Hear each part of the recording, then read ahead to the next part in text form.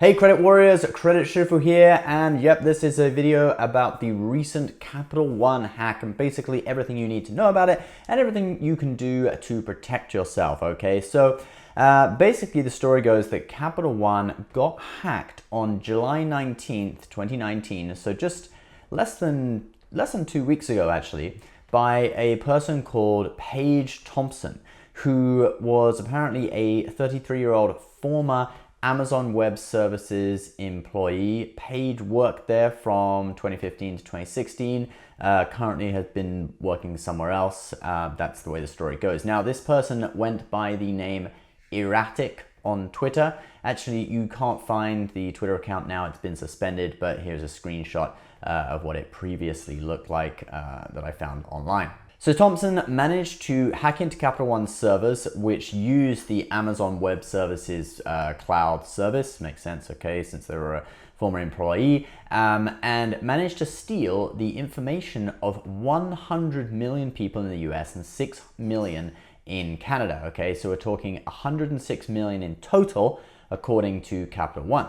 Now, Thompson actually boasted about the Capital One hack online on Twitter and even posted file names from the hack on the website Slack, okay? So no wonder a trail of breadcrumbs was left and the FBI was able to track down this person and, well, they got arrested. However, what you will be relieved to know is that a lot of this information is actually sort of fragmented and only partial information, okay, and did not include the most crucial, okay? So we're gonna now go through exactly what was stolen. So like we said, 100 million people in the US, 6 million in Canada, their information was stolen. This information came from credit card applications, so it would contain things like names and addresses, etc. Now, Capital One have confirmed that no credit card numbers or login details, as usernames, passwords, were stolen. So that's good. You don't need to go and change your password, although changing your password from time to time is always recommended. You might want to do it, but you know, you don't have to. Your password hasn't been stolen, okay? Now we'll get into some of the important stuff that was stolen. So even though most of these applications, it was only partial information, Thompson did manage to get hold of the social security numbers of 140,000 Americans, okay?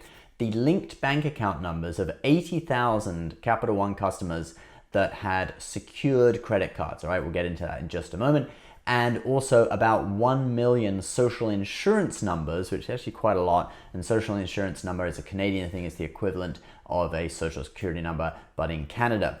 So for the 140,000 social security numbers that were stolen, those were Capital One credit card customers. If you had a bank account with Capital One but no credit card, you won't have been impacted.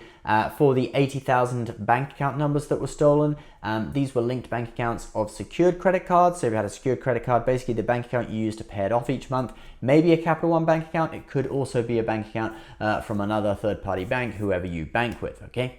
Now, Capital One's CEO released a statement in a press release. I'm going to read that out for you now. While I am grateful that the perpetrator has been caught, I am deeply sorry for what has happened. I sincerely apologize for the understandable worry this incident must be causing those affected, and I am committed to making it right. And Capital One said that they will notify the individuals affected and they will make free credit monitoring available to all those people. So what can you do about this? Well, Capital One have said, quote, "We will notify affected individuals through a variety of channels." So if you have been affected by this, you may get an email, a letter through snail mail. They've said that they will not contact people by phone, okay? But you should always check, whenever you get an email or a snail mail or whatever, you need to make sure it's genuine, especially an email. So don't click through any links in your email, okay?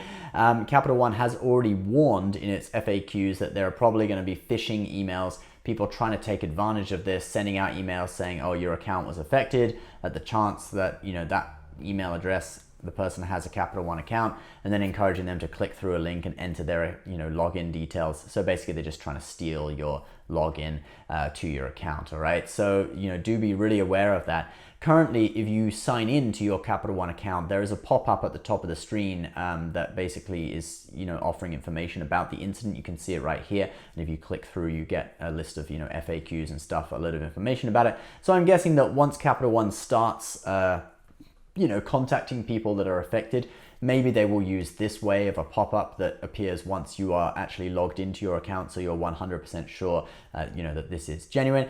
So I just advise caution with that. If you do get contacted via email, just maybe log into your account first and see if there's something in your account as well, where you could do that, or perhaps just find the number for Capital One on their website and then phone them up and just say, hey, I got an email, I want to check it's genuine, that kind of stuff. But you can use your common sense. Just make sure you're contacting them in a way that you're reaching out to them, so that you're sure that it's 100%, and then they're confirming back to you, so you're 100% sure that it is genuine. So another one would be to freeze your credit. You can freeze your credit with all 3 credit bureaus, and this will block any new hard inquiry for credit. We have a video on freezing credit. You have the ability, as of last Friday, to freeze your credit reports free of charge. This happened due to amendments to the Fair Credit Reporting Act that went through Congress, the House of Representatives, back on May 22nd, as a kind of add-on to a bill that passed Congress. Let me read out the name of it.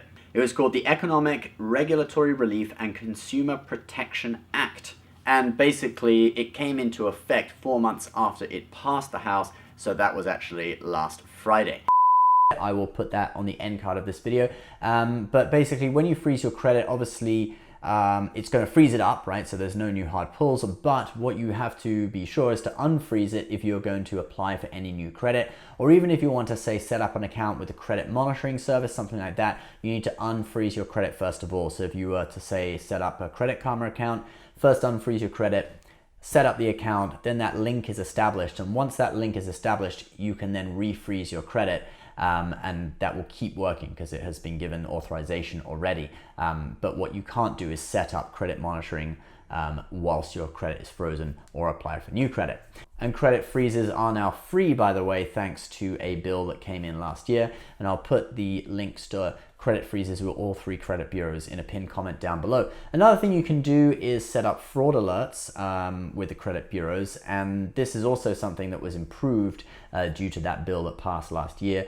Basically, temporary fraud alerts were extended from 90 days to 1 year. And what happens when you set up a fraud alert with all 3 credit bureaus is that basically if someone applies for credit in your name, it could be you applying, or it also could be some fraudulent person applying, but when a new hard pull comes, the credit bureau tells the lender that a fraud alert exists on your account, and that lender needs to make extra sure that it is really you. So they need to do additional checks to confirm your identity, basically. And then it's down to the lender to do that. Hopefully they will do a good job of that. And it's in their interest to do that, really, because most credit cards, for example, have 0% fraud liability. So the lender's going to end up being liable anyway. So it really is in their interest to carry out those extra checks to confirm your identity. So they should do it.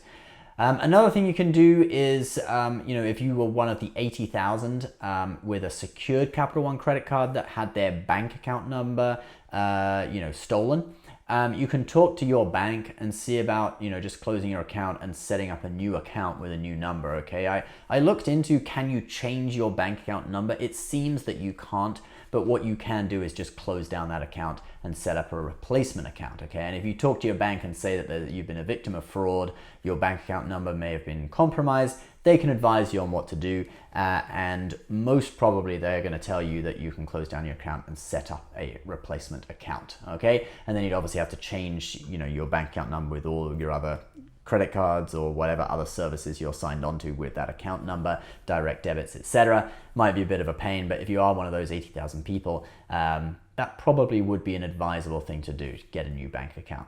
Okay everyone, I hope you've enjoyed that video on the Capital One hack. Hope you found it informative. With a video about Capital One, normally I'd recommend some Capital One credit cards and put them in the links below, but hey, seeing as this was negative, I guess I probably won't do that. Capital One, generally their products are pretty good though, but just because it would be a bit weird. We'll put a link to some of the best credit cards out there that you can feel free to browse in the description below. As always, links are from our partners. If you want to see advertiser disclosure, it's at the bottom of the description section below. And as I promised, those links to the credit freeze websites as well will be available in a pinned comment as well. Thanks so much for watching, guys. Please subscribe if you're new, and we'll see you next time. Bye-bye.